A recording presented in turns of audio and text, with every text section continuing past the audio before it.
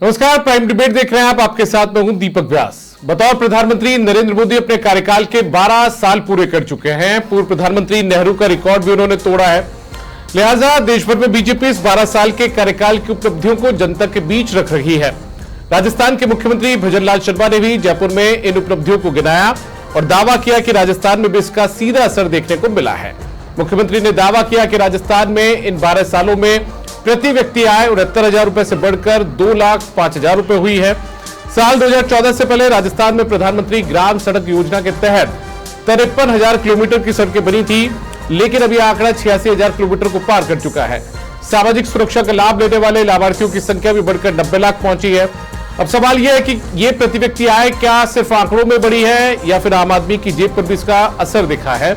विकास और सामाजिक योजनाओं का असर क्या धरातल पर भी पड़ा है? आज चर्चा करेंगे इसी मुद्दे पर और हमारे साथ में कुछ खास मेहमान जुड़ चुके हैं। उनका परिचय आपसे करवा देते हैं। हमारे साथ में स्टूडियो से जुड़ चुके हैं एकलव्य सिंह जी, राजनीतिक विश्लेषक हैं। डॉक्टर पी के कोटिया जी अर्थशास्त्री हैं, वो हमारे साथ में जुड़ चुके हैं। जयपाल सिंह बांडुता जी भारतीय जनता पार्टी के प्रवक्ता हमारे साथ में जुड़ चुके हैं और कांग्रेस पार्टी के प्रवक्ता पौरुष भारद्वाज जी भी हमारे साथ में जुड़ चुके हैं। आप चारों का बहुत स्वागत है। सबसे पहले जयपाल जी, ये जो बातें बताई गई है, आज जो आंकड़े रखे गए हैं कि प्रति व्यक्ति आय में इजाफा हुआ है, ये आम आदमी की जेब पर भी इसका असर पड़ा है या सिर्फ आंकड़ों में? क्या लगता है आपको? देखिए, निश्चित रूप से दीपक जी, जब से माननीय प्रधानमंत्री नरेंद्र मोदी जी देश के प्रधानमंत्री बने हैं, मैं थोड़ा सा इसके बैक में जाना चाहूंगा कि जो अनिश्चितता का दौर रहा, देश में जिस प्रकार का माहौल रहा और भारत की जो 12 सालों में साख और धाक जो दुनिया में बनी है, हमने पहले देखा कि यूपीए सरकार के दौरान किस प्रकार की देश की छवि बनी, अनेक घोटाले हुए। और ऐसे दौर में जब एक स्पष्ट बहुमत के साथ में माननीय मोदी जी देश के प्रधानमंत्री बने तो अनेकों चुनौतियां थी। मैं उस दौर को याद दिलाना चाहता हूं कि देश के अनेकों शहरों पर जहां देखो आतंकवादी घटना, जहां जाए आतंकवादी घुस के, और एक नहीं अनेकों सीरियल बम ब्लास्ट होते थे, अनेकों करप्शन, अनेकों घोटाले इस देश में चल रहे, तो एक निराशा का माहौल था। ऐसे माहौल में जब माननीय मोदी जी देश के प्रधानमंत्री बने तो आज देखिए 12 सालों में देश ने क्या पाया। आज इस देश ने यह पाया कि आज भारत का व्यक्ति हर साल से कह सकते हैं भारत की साख और धाक दुनिया में बढ़ी है। आज देखिए देश नक्सलवाद, आतंकवाद मुक्त हुआ है। आज वो भारत नहीं रहा है दूसरे के घर में घुस के मारने वाला भारत है। आज भारत ने अनेकों इस प्रकार, आप देखिए देश में जिस प्रकार इकोनॉमिक के आर्थिक जो मोर्चा था उस पर भारत मजबूत हुआ और आज जापान जैसे देश को पछाड़ के भारत चौथी इकोनॉमी बना। तो ये हम स्पष्ट रूप से कह सकते हैं कि इस 12 सालों में भारत की जो नींव है मजबूत हुई है। इसके मायने ये सोच सकते हैं कि जो अनेकों मुद्दे थे जिन पे कोई बात नहीं करना। जयपाल जी, राजस्थान के परिप्रेक्ष्य में बात करें तो 69,000 रुपए से बढ़कर 2,05,000 रुपए प्रति व्यक्ति आय हो गई 10 सालों के दौरान हुई। मैं कह रहा हूं आज मुख्यमंत्री जी ने कहा है ना कि 69,000 रुपए से बढ़कर 2,05,000 रुपए प्रति व्यक्ति आय पहुंच चुकी है। हाँ, उसी मुद्दे पे आ रहा हूं। मैं देश के परिप्रेक्ष्य में बात कर रहा था। तो जब देश आगे बढ़ता है तो मैं समझता हूं डबल इंजन की सरकार राजस्थान में भी है और यहां पर भी आज मुख्यमंत्री जी ने डेटा रखा कि इस देश के साथ कदम से कदम मिलाकर तो डबल इंजन की सरकार राजस्थान में है। यहां पर भी वो प्रभाव है। आप देखिए 4 गुना, लगभग 69,000 से 2,05,000 गुना, इस बात का प्रमाण है। अब आप कह सकते हैं कि साहब महंगाई बढ़ी है इस दौर में, साहब महंगाई का ये हुआ है। तो आप देखिए प्रति व्यक्ति आय का मतलब आज वो दिख रही है वो चीजें। आज जब सरकार की नीति और नीयत साफ होती है तो उसके प्रत्यक्ष अंतिम प्रमाण हमारे सामने ये डाटा बता रहे हैं, आंकड़े बता रहे हैं कि राजस्थान में खुशहाली और समृद्धि भी हुई है। इसके प्रमाण इस बात के अनेक चीजों में देख लीजिए आप। 20 शहरों में मेट्रो है, राजस्थान में मेट्रो। ठीक है, चलिए मैं एक बार पौरुष जी के पास चले जाता हूँ। आपके मित्र हैं, आज मुस्कुरा भी रहे पौरुष जी। पौरुष जी, सहमत है क्या आंकड़े जो बताए गए उनसे आप, या फिर सरासर गलत है ये आंकड़े? देखिए दीपक जी, मैं इस बात को कहना चाहूंगा कि मुझे, आप कह रहे हैं कि मैं मुस्कुरा रहा हूं, मुझे मुस्कुराहट और मेरी हंसी का राज ये है कि सदा की तरह भारतीय जनता पार्टी वाले लोगों ने होली पर दिवाली के गीत गाए।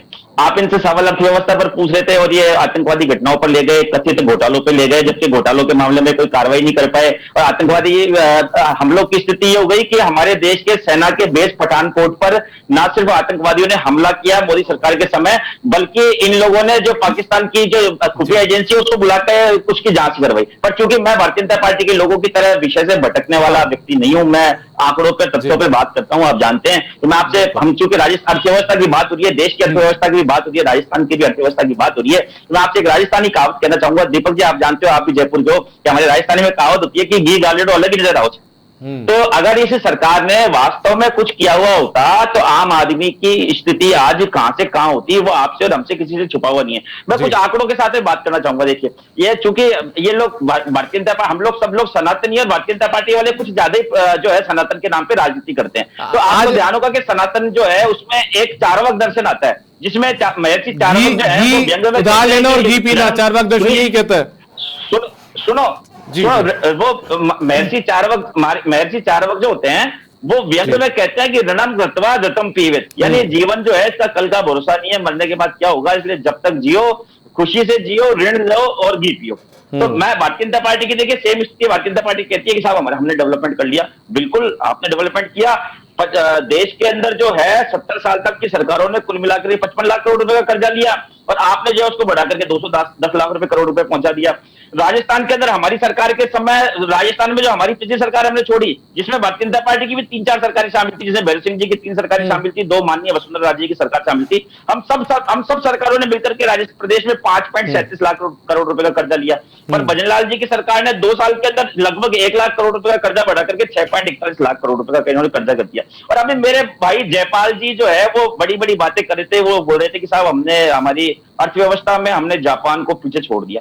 मैं आपसे इस बात को कहना चाहूंगा दीपक जी कि प्रति व्यक्ति आय की बात की जानी चाहिए या खर्चे की बात की जानी चाहिए। मेरी इनकम 50 रुपए है और मैं यदि दीपक जी, मेरे बड़े भाई एकलव्य जी, मेरे छोटे भाई, इनसे किसी भी तरह की मदद प्राप्त करके, इनसे ऋण लेकर के या इनसे अनुदान प्राप्त करके मैं अगर 100 रुपए खर्च करता हूं तो क्या मुझे उस 100 रुपए खर्च किए जाने पे अपना गौरवान्वित होना चाहिए? मुझे वो मेरे लिए गर्व का विषय होना चाहिए? नहीं, वो मेरे लिए शर्म का विषय होना चाहिए। मेरे लिए गौरव की बात जब होनी चाहिए कि जब मेरे घर की इनकम 100 रुपए हो और मैं खर्चा पहली बात तो 50 या 60 रुपए करूं या 100 रुपए भी खर्चा करूं तभी भी गर्व की बात है। अगर मैं कर्जा लेकर के जी पीता हूं तो निश्चित तौर पे मेरे लिए गर्व का विषय नहीं है। हमारे साथ में पीके कोटिया जी भी मौजूद है, एक बार मैं इनसे रिएक्शन ले लेता हूं। मैं पीके कोटिया जी से भी रिएक्शन ले लेता हूं। एक आम आदमी एक लाइन हाँ, एक लाइन पूरी कर लीजिए। एक लाइन संदर्भ रह जाएगा। तो मैं आपसे इस बात को कह रहा हूं कि देखिए, जब हम है ना अर्थव्यवस्था की बात करते हैं, भारतीय जनता पार्टी कहती है हम पहले 4थे स्थान पे थे। हालांकि वो एक अलग बात है कि इनसे रुपया नहीं संभाला गया और हम 6ठे स्थान पे आ गए अर्थव्यवस्था के मामले में। पर मैं इनसे कह रहा हूं कि आप पर कैपिटा इनकम की बात करते हैं, भी कीजिए और आप ये भी बताइए कि हम विश्व के 136वें नंबर पे हैं, 190 देशों में 136वें नंबर पे, यानी कि व्यक्ति की प्रति व्यक्ति इनकम के मामले में 135 देश हमारे से आगे हैं। इस बात के लिए आपको कहना चाहिए। ठीक है। आपने सुना एकलव्य जी, 136वें नंबर पर हमें, और आखिर फिर किस बात का गुणगान किया जा रहा है कि हम ठीक है, प्रति व्यक्ति आय हमारी इतने 12 सालों में इतनी बढ़ गई है? मुझसे पूछ रहे हो? जी आप ही से। देखिए दीपक जी, ऐसा है कि मैं मतलब आज बड़ी विचित्र संयोग की बात है कि आज जो बड़े भाई पौरुष भाई हैं वो बता रहे थे कि मतलब सनातन की बातें कर रहे हैं, कांग्रेस प्रवक्ता बैठ के, बड़ी अच्छी बात लगी मुझे। होली पे दिवाली की बात कर रहे हैं, कम से कम मतलब ईद की बातें नहीं करी इनने। देखिए दीपक जी, यहाँ पे विषय से भटक रहे हैं। ठीक है, चलिए। पौरुष भाई एक शब्द नहीं बोला आपके बीच में मैंने। देखिए मुझे ऐसा लगता है दीपक जी कि एक अगर थोड़ी सी पहले मतलब गंभीर बात कर लें तो मुझे ऐसा लगता है कि जब भजनलाल जी यहाँ के मुख्यमंत्री बने तो कुछ जो बेसिक डिफरेंसेस हैं, ये जो प्रति व्यक्ति आय या विकास जो बढ़ने की बात होती है, मुझे लगता है कि इसके कुछ 2-3 बड़े बेसिक एस्पेक्ट्स हैं। जहां कांग्रेस उनको पर्ची सरकार, पर्ची मुख्यमंत्री बोलती रही, सच्चाई यह है कि वो एक ऐसे मुख्यमंत्री हैं जिन्होंने पहले ही वर्ष में यहाँ पे इन्वेस्टमेंट समिट कराया और उस इन्वेस्टमेंट समिट में करीब 35 लाख करोड़ के एमओयू करा के, जिसमें से 10 लाख करोड़ के एमओयू जो हैं वो धरातल पे क्रियान्वित करा दिए गए हैं। पिछली सरकार में आपको ध्यान होगा कि आखिरी वर्ष में इन्वेस्टमेंट समिट होता था, जिसमें पहले अडानी जी को बुलाया जाता था, उनके लिए रेड कारपेट बिछाया जाता था, 60,000 करोड़ के लगभग सोलर प्रोजेक्ट उन्हें आवंटित किए जाते थे और फिर अपना राजनीतिक एजेंडा बनाने के लिए उसी अडानी को चोर भी कह दिया जाता था। तो आप समझ सकते हैं कि किस तरह के इन लोगों के एक बिजनेस कम्युनिटी की तरफ क्या अप्रोच था। दूसरा मैं कहना चाहूंगा, देखिए मुझे ऐसा लगता है कि एक बहुत इंपॉर्टेंट बात जो होती है दीपक जी वो ये भी होती है कि एक जो मुख्यमंत्री है या जो प्रदेश में एक मुखिया है वो किस तरह से अपने संगठन को अनुशासित रख पाता है, क्योंकि यदि वो अनुशासित रख पाता है तो फिर सरकार एक स्थिरता के साथ चलती है। और आपने देखा था ना पिछली सरकार में तो जो पूर्व मुख्यमंत्री जी थे वो अपने पूर्व उप मुख्यमंत्री पे यूएपीए की धाराएं लगा के और उसे देशद्रोही बता रहे थे। तीसरी बात जो है दीपक जी, पिछली सरकार में जिस तरह से 5 स्टार होटलों में पूरी की पूरी बैठ के सरकार चलाती थी, वो पॉलिटिकल विषय नहीं, ये पॉलिटिकल, इससे ही तो स्थिरता आती है ना सरकार के काम करने में। आज की सरकार में यदि अगर कोई मुख्यमंत्री 45 डिग्री तापमान में, यही कह रहा हूं, मुझे लग रहा है कि मुद्दे से भटका रहे हैं डिबेट को, मुद्दे पे रहे, तथ्यों पे रहे, मुझे ज्यादा खुशी। चलिए ठीक है, नहीं तो ये तथ्यों पे क्यों नहीं रहे, ये होली दिवाली की बातें क्यों कर रहे थे? चलिए ठीक है, मैं अगर इनको अपने तरीके से अगर रखना है तो मैं भी तो अपने तरीके से रखूंगा ना। व्यक्ति आए वाली बात गलत कही या विश्व में। चलिए ठीक है पौरू जी, एक मिनट पौरू जी हमारे साथ में एक और मेहमान जुड़े हुए हैं, पीके कोटिया जी, डॉक्टर पीके कोटिया जी, मैं उनके पास जाता हूं। पीके कोटिया जी, प्रति व्यक्ति आय बढ़ गई है राजस्थान में, 2,05,000 पहुंच चुकी है ना। पहले ही 69,000 रुपए हुआ करती थी 12 सालों में, लेकिन ये बढ़कर 2,05,000 चली गई। आम आदमी की भाषा में समझा जाए तो उसकी जेब पर भी क्या असर पड़ा है, क्या उसकी जेब में भी क्या पैसा आना शुरू हुआ क्या? देखिए, मैं एज एक अर्थशास्त्री के रूप में मैं इतना कहना चाहता हूं कि पिछले 12 साल में जहां तक विकास और कल्याणकारी योजनाओं की बात है, इसमें नो डाउट कि सरकार ने जो नई नई योजनाएं सरकार लाई और जो जो विकास के आयाम स्थापित किए गए, अब उदाहरण के लिए पिछले 12 साल में 25 करोड़ लोग जो है वो गरीबी की रेखा से ऊपर उठे। तो ये एक ऐसा इंडिकेटर है कि नो डाउट कि हमारा जो पब्लिक है, जो जनता है, उसमें उस विकास का लाभ कहीं ना कहीं किसी रूप में प्रत्यक्ष रूप से या अप्रत्यक्ष रूप से निश्चित रूप से पहुंचा। यहाँ तक अगर हम विकास की या चर्चा करें तो पिछले 12 साल में यदि हम अपने देश में अगर देखें तो इंफ्रास्ट्रक्चर में जो डेवलपमेंट हुआ है वो निश्चित रूप से उस गति से हुआ है जितना पिछले 12 साल से पहले उस गति से और उस स्पीड से नहीं हुआ। उदाहरण के लिए मैं ये बताऊं कि हाईवे जैसे हैं, हाईवे का जो डेवलपमेंट है, करीब 1.5 लाख किलोमीटर हाईवे और एक्सप्रेस वे का निर्माण किया गया। इसी प्रकार अगर हम देखें यूपीआई ट्रांजैक्शंस, वो आज बढ़कर 2100 करोड़ रुपए पर मंथ हो गए। तो इसी तरीके से अगर हम जनधन खाते या उज्ज्वला योजना या शौचालय योजना, ये सब योजनाएं जो लाई गई हैं, तो कॉन्सेप्ट जो पिछले 12 साल से पहले इस देश में नहीं था, उसमें निश्चित रूप से जो हमारा ग्रामीण क्षेत्र है, महिलाएं हैं और हमारा जो फाइनेंशियल जो स्ट्रक्चर है वो जन जन तक पहुंचा है। तो मैं इतना कहना चाहता हूं कि हमें आशावादी दृष्टिकोण रखना चाहिए। यद्यपि ये भी मानता हूं कि अब जैसे एयरपोर्ट है, जहां 12 साल पहले 67 जिनका नंबर था, आज वो बढ़कर कितना हो गया है, 160। तो ये क्या है, कुछ ना कुछ 12 साल में कुछ है ही, ऐसा नहीं है। हमें इतना निराशावादी नहीं होना। अब वंदे भारत ट्रेन है, ठीक है, अब वंदे भारत ट्रेन जो है वो एक नया विचार है और हमारा जो रेलवे है उसमें पब्लिक हो ही रहा है ना। ठीक है, एक बात पर कैपिटल। ठीक है सर, मैं आता हूँ सर, वापस आता हूँ। मैं जवाब देना चाहूंगा, बीच में कुछ बोलना चाह रहे थे, मैं एक बार। दीपक जी, मुझे ऐसा लगता है कि इसको इस परिप्रेक्ष्य में समझना जरूरी है कि जो विकास और जो इंफ्रास्ट्रक्चर है और ये सारी चीजें तो हम देख ही रहे हैं, लेकिन मुझे लगता है जो प्रति व्यक्ति आय की जो बात है ना, अगर इसमें अगर आप नरेंद्र मोदी जी जब से 2014 से आए हैं, अगर आप उनका बेसिक इंफ्रास्ट्रक्चर पे अगर उनका एम्फेसिस देखेंगे, चाहे वो 10 करोड़ मुफ्त गैस कनेक्शन हो, 12 करोड़ शौचालय हो, 14 करोड़ घरों में नल से जल हो, आपके 4 करोड़ गरीब परिवारों को पक्के घर में असिस्टेंस हो, तो इस तरह की जो स्कीम्स होती हैं, मैं ऐसा समझता हूं कि यदि अगर ये चीजें इंश्योर कर ली जाती हैं, अब जैसे कांग्रेस एक बात ये भी कहती है कि भाई अगर 80 करोड़ लोगों को मुफ्त राशन दिया जा रहा है तो इसका मतलब 80 करोड़ लोग क्या हैं, गरीब हैं। ऐसा नहीं होता दीपक जी। सच्चाई यह है कि आपने देखा होगा कि शरद पवार जब यूपीए के समय में ये कृषि मंत्री हुआ करते थे, तो गोडाउनों में किस तरह से अनाज पड़ा हुआ सड़ जाता था, चूहे खाते हुए, उनकी तस्वीरें देखी थी हमने। अगर नरेंद्र मोदी ने आके अगर उसको एप्टली डिस्ट्रीब्यूट कर दिया तो लोगों के हाथ में जो वो आ गया, तो उनकी जो नॉर्मल इनकम है, उनके पास ताकत हो गई कि वो उसको अपने अन्य विकास में लगा सकते हैं। तो ये जो बेसिक्स जो उनके इंश्योर हो गए, तो उनकी उसके कारण भी जो प्रति व्यक्ति आए हैं उसमें बहुत बड़ा असर हुआ। ठीक है पौरुष जी, आप अपनी बात भी रख लीजिएगा, लेकिन मेरा भी एक सवाल, अभी पीके कोटिया जी भी इस बात को जिक्र कर रहे थे कि आप लोग कह रहे हैं कि ठीक है बहुत ज्यादा वो नहीं हुआ, विकास नहीं हो पाया, और साथ में इसके अलावा उधार लेकर जो घी पीने की चारबाग दर्शन की आप बात कर रहे थे वो किया गया। लेकिन इन्होंने ये भी कहा कि 25 करोड़ लोग गरीबी रेखा से ऊपर आ चुके हैं, इसके अलावा एयरपोर्ट की संख्या बढ़ी, दूसरे कई विकास के काम हुए, तो निराशावादी इतना भी मत रही है।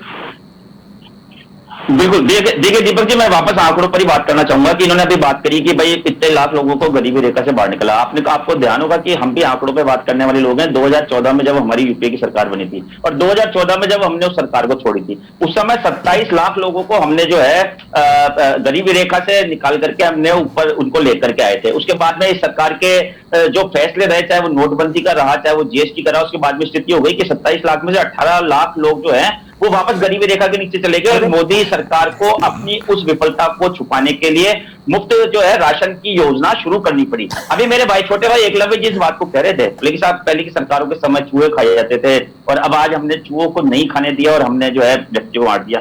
तो मैं आपसे इस बात को कहना चाह रहा हूं कि आपके समय में अगर तरक्की हो गई तो फिर तो हमारे अगल बगल में पड़ोसी देश बहुत सारे हैं ना जहां जो भूखमरी के शिकार हैं, तो हमें तो फिर उनकी मदद करनी चाहिए। किया है, व्यक्ति की कमाई, कोविड में भारत ने वैक्सीन दी है, ऐसे ऐसे देशों को वैक्सीन दी है जिनको बड़े बड़े देश यूएस और यूके जैसे देश नहीं दे पाए, भारत में जाके उनको वैक्सीन दी और वो भी फ्री में दी। आपका बीच में बोलना बता रहा है कि मैंने सही जगह वार किया, बिल्कुल गलत वार किया है, जो गलत तथ्य बोला है उसको सही किया है। सुनिए तो सही। चलिए पौरुष जी आप कंप्लीट कर लीजिए, जयपाल जी भी जवाब देंगे। भारतीय जनता पार्टी के प्रवक्ता को इतनी तकलीफ नहीं हो रही, छोटे भाई को जितनी हो रही है। मैं आपसे बात कहना चाहूंगा, देखिए अभी आंकड़ों पे बात हो रही थी, बात हो रही है सामाजिक सुरक्षा पेंशन की। तो आपको पता है कि इसकी सामाजिक सुरक्षा पेंशन की क्या हालत है दीपक जी? ये सरकार, हमने तो सामाजिक सुरक्षा पेंशन के दायरे में नए नए लोगों को हम लेकर के आए और हमने उसको बाकायदा एक्ट बना के कानूनी गारंटी प्रदान करी। और इन लोगों ने क्या किया, आपको ध्यान है ना कि आए दिन समाचार पत्रों में खबरें छपती है किस प्रकार हमारे प्रदेश के बुजुर्गों की 6-6 महीने तक जो है वो सामाजिक सुरक्षा की जो है पेंशन रोक ली गई। उसके अलावा मैं आपसे इस बात को कहना चाहूंगा कि हमारे माननीय विशेषज्ञ महोदय बैठे हुए हैं, ये कह रहे थे, जब हमने पूछा, आपने पूछा कि साहब हमारी मोदी सरकार के आंकड़ों की परिभाषा बताइए, तो इन्होंने कहा कि साहब हमारे यहाँ पे इतने लाख करोड़ रुपए का यूपीआई होता है, हमने जो है इतने जनधन के खाते खुलवा दिए और हमने इतने शौचालय बना लिए।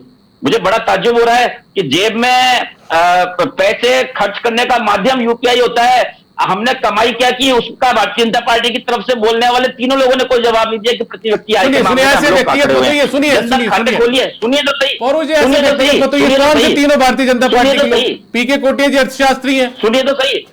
जनधन, सुनिए मैं आपसे दीपक जी, मैं इस बात को कह रहा हूं कि मुझे भूख लग रही है, मुझे खाने की आवश्यकता है। आपके पास भले ही बर्तन नहीं होगा, मैं हाथ में आपसे रोटी ले लूंगा, खा लूंगा, पर आप मुझे बेवकूफ बना रहे हैं। बर्तन तो ला करके रखने हैं जनधन खाता खुलवा करके, लेकिन उस बर्तन में डालने के लिए आपके पास अपनी ओर से जयपाल जी से जवाब ले लेते हैं। आप बर्तन परोस के मूर्ख बना रहे हैं, शर्म का विषय है आप लोगों को। चलिए ठीक है जयपाल जी, इनका साफ तौर पर कहना कि ये आंकड़ों का मायाजाल है, सिर्फ जनधन खाते खुलवा देंगे आप, लेकिन उसके अंदर पैसा नहीं होगा तो क्या होगा? देखिए दीपक जी, इन्होंने एक सवाल उठाया कि जो घी होता है वो तो रात को ही दिख जाएगा। मैं आश्वस्त करना चाहूंगा, रात को घी है ना वो मूंग के अंदर ही दिख रहा है, बाहर कहीं नहीं गया। मैं आश्वस्त करना चाहूँ, चाहे प्रदेश हो चाहे सेंटर हो। दूसरी बात, प्रॉब्लम क्या कांग्रेस के साथ में, इनको भारत की ग्रोथ, स्टेट की ग्रोथ, भारत आगे बढ़े, आतंकवाद मुक्त हो, नक्सलवाद मुक्त हो, कांग्रेस को ये बिल्कुल अच्छा। ये आतंकवाद नक्सलवाद में है दीपक जी आपके टॉपिक पे जवाब नहीं है। दीपक जी आपके टॉपिक पे जवाब नहीं है इनके पास। सुनिए आप सुनिए, मैं आतंकवाद की बात मत करो, अर्थव्यवस्था की बात करो, अर्थशास्त्र की बात करो, आपके मुख्यमंत्री जी के बयान पे बात करो। प्रॉब्लम ये है कि कांग्रेस इस देश को गिरावा, झुकावा ये देश के प्रधानमंत्री के नहीं मानते, अमेरिका कहेगा, पाकिस्तान कहेगा उसकी मानते। लेकिन जयपाल जी सुनिए, जयपाल जी आज 12 साल की बात सुनिए, जयपाल जी राजस्थान में 12 साल की बात हो रही है, सुनिए। अब विषय पे आ रहा हूँ, पोरी जी सुनिए, आप सुनिए। अब मैं राजस्थान पे आ रहा हूँ कि राजस्थान में, जिस राजस्थान में आप इन्वेस्ट राजस्थान करते हैं, आपका एक एमओयू सक्सेस हुआ, वो कहां पर? टिब्बी में, जहां पर आपके मेंबर ऑफ पार्लियामेंट और एमएलए वहां गोलियां चलवाते हैं, वो फैक्ट्री भी आपने नहीं लगने दी। अभी एकलव्य जी ने कहा कि पहले साल के दौरान राज्य राजस्थान जैसा इन्वेस्टमेंट ये नियत और नीति को बताता है, और उसमें से 10 लाख करोड़ को ग्राउंड ब्रेकिंग करना, ये बड़ी बात है। राजस्थान में 2 समस्याएं मुख्य रूप से, बिजली की और दूसरी पानी की।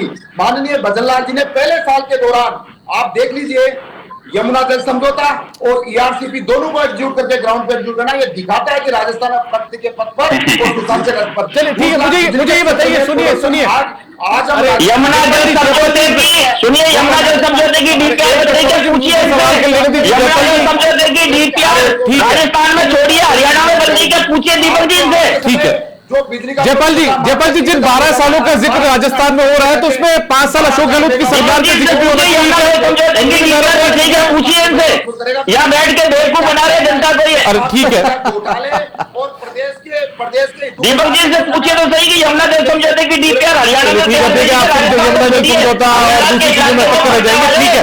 ठीक है, पीके कोटिया जी के पास चले जाता हूँ मैं। पीके कोटिया जी बात बताऊं, मैं आता हूँ एकलव्य जी, अपने पीके कोटिया मुझे ये बता दीजिए, ये जो प्रति व्यक्ति आय बढ़ी है 69,000 रुपए से बढ़ाकर 2,05,000 गई है, अब इसको महंगाई से जोड़कर भी देखा जाना चाहिए क्या?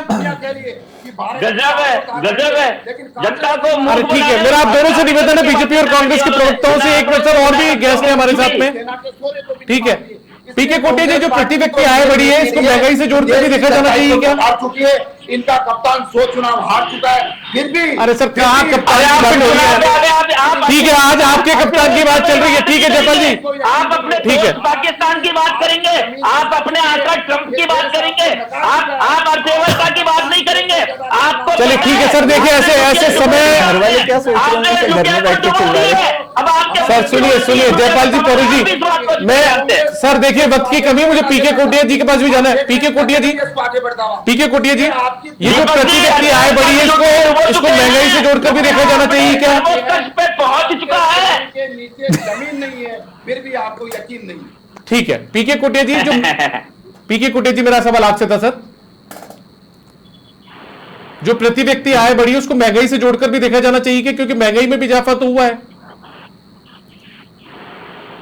देखिए, अगर हम महंगाई की बात करते हैं तो नो डाउट कि डिमांड और सप्लाई में अगर गैप होगा और पॉपुलेशन प्रेशर होगा तो महंगाई कोई आज की समस्या नहीं है। ये आज से अगर 12 साल पहले हम महंगाई की दर को देखें और पिछले 12 साल में उस महंगाई को किस तरीके से नियंत्रित करने का प्रयास किया है, और ग्लोबल क्राइसिस इस समय जो चल रहा है, अगर हम अन्य देशों से अपने देश की महंगाई दर का अगर कंपैरिजन करते हैं, तो मैं ये मानता हूं कि प्रयास सकारात्मक है और कोशिश की जा रही है कि इस ग्लोबल क्राइसिस से बचने के लिए कुछ हमें भी, पब्लिक को भी कॉपरेशन देना जरूरी है और सैक्रिफाइस करना जरूरी है।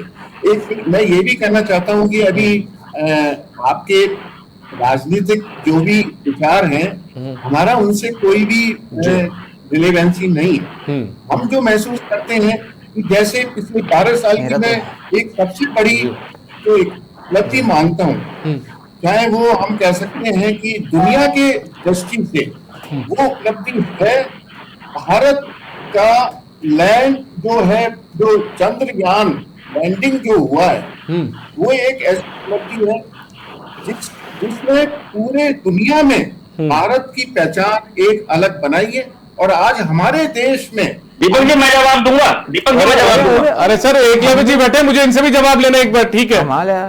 ठीक है, मुझे बताइए कि चंद्रयान उपलब्धि है तो मंगलयान का पाकिस्तान की अमेरिका की उपलब्धि कही जानी चाहिए, इस बात का जवाब दीजिए। चलिए ठीक है, ठीक है। अरे सर सुनिए, भारत सरकार 70 रुपए में भारत में पेट्रोल बेचती है तो 100 ठीक है सर, वक्त की कमी है, देखिए मैंने पूरा समय दिया आपके, ठीक है परोजी, पूरा वक्त मिला है। जाना क्या सरकार की विफलता नहीं कही जानी चाहिए, इस बात का जवाब। एकलव्य जी, ये पूरी जो डिबेट थी ना, ये कहीं ना कहीं सियासत की तरफ उलझ गई, सियासी फेर में उलझ गई। लेकिन मैं आपसे सियासी सवाल ही पूछना चाहता हूं, क्या ये आप जिससे पहले सवाल पूछो जी, पहले तो मैं क्या है, माननीय कांग्रेस प्रवक्ता जो है मेरे बड़े भाई हैं, इसलिए मैं उनसे निवेदन करना चाहता हूं कि वो या तो स्टूडियो आना शुरू कर दें या अपने घर में इस कमरे की साउंड प्रूफिंग करवा लें, क्योंकि घर वाले चिंतित हो जाते होंगे। इतना मतलब बीपी बढ़ाने का क्या मतलब है? मुझे मेरी चिंता मत कीजिए, मुझे पता है आप बड़े भाई हो, मैं चिंता क्यों नहीं करूंगा। चलिए ठीक है, एकलव्य जी मैं ये जानना चाहता हूँ, चुनावी नैरेटिव भी तय करेंगे कि ये जो 12 साल है, ये जो प्रति व्यक्ति आय की बात है, जो सड़कें ज्यादा बना दी उसकी बात है, जो सामाजिक सुरक्षा के लाभार्थियों की संख्या बढ़ी है उसकी बात है, और ये चुनावी नैरेटिव तय करेगा? क्या चुनावी हथियार भी बीजेपी बनाएगी इन तमाम मुद्दों को फिर भविष्य में? हथियार की बात ही नहीं है। एक्चुअली अगर देखें तो ये नरेंद्र मोदी जी जो 25 वर्ष से सत्ता में बने हुए हैं ना, 13 वर्ष मुख्यमंत्री और 12 वर्ष से प्रधानमंत्री, वो इसीलिए बने हुए हैं क्योंकि विकास किया है, क्योंकि लोगों के जीवन में सकारात्मक बदलाव आया है। दीपक जी मैं आपसे एक बात पूछना चाहता हूं, अभी बात हो रही थी ना कि कर्जे की बात हो रही थी, मैं बहुत ही और मैं कुछ नहीं बोलूंगा क्योंकि माननीय कांग्रेस प्रवक्ता सारी इतनी डिटेल्स अपने पास रखते हैं तो अपनी सरकार की भी रखते होंगे।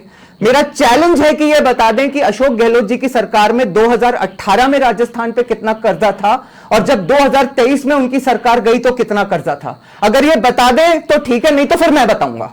बता दीजिए। देखिए अंतिम उसमें 2.5 लाख करोड़ से 6 लाख करोड़ हो गया था वो कर्जा, और उसके बाद भी जो माननीय पूर्व मुख्यमंत्री जी हैं वो कह रहे थे कि मैं ओपीएस लागू करूंगा, और जिस समय उसके बाद कोटिया जी जैसे जो अर्थशास्त्री हैं वो बता रहे थे कि यदि ऐसा किया गया, ओपीएस लागू करी गई तो राजस्थान का दिवालिया निकलना निश्चित है। उसके बाद भी चुनाव जीतने के लिए ऐसी ऐसी स्कीम्स ये लागू करना चाहते थे। ये सच्चाई है दीपक जी आंकड़ों की। ठीक है, चलिए ठीक है। एक आप कुछ बोलना चाह रहे हैं परोजी? बहुत संक्षिप्त में सर, मेरे पास समय की कमी है, 8:30 हो चुके हैं। देखिए मैं इस बात को कहना चाहूंगा कि हमारे भाई एकलव्य जी ने आज एकलव्य जी की तैयारी जो है बहुत कमजोर रही है। इन्होंने जो कर्ज का जो आंकड़ा बताया, मैं इनको बता दूं कि कांग्रेस सरकार जिस समय छोड़ के गई थी उस समय 6 लाख करोड़ रुपए नहीं बल्कि 5.37 लाख करोड़ रुपए का कर्जा था हमारे द्वारा। अगर चलिए ठीक है, मेरे पास देखिए वक्त की कमी है, बहुत क्षमा चाहता हूं मैं परोजी आपसे भी, एकलव्य जी आपसे भी, शर्म नहीं आ रही। बहुत शुक्रिया एकलव्य जी आपका, पीके कोटे जी आपका, जयपाल सिंह मांडोता जी आपका, और परोज भारद्वाज जी आपका भी बहुत शुक्रिया हमारे साथ जुड़ने के लिए। और फिलहाल इतना ही, नमस्कार।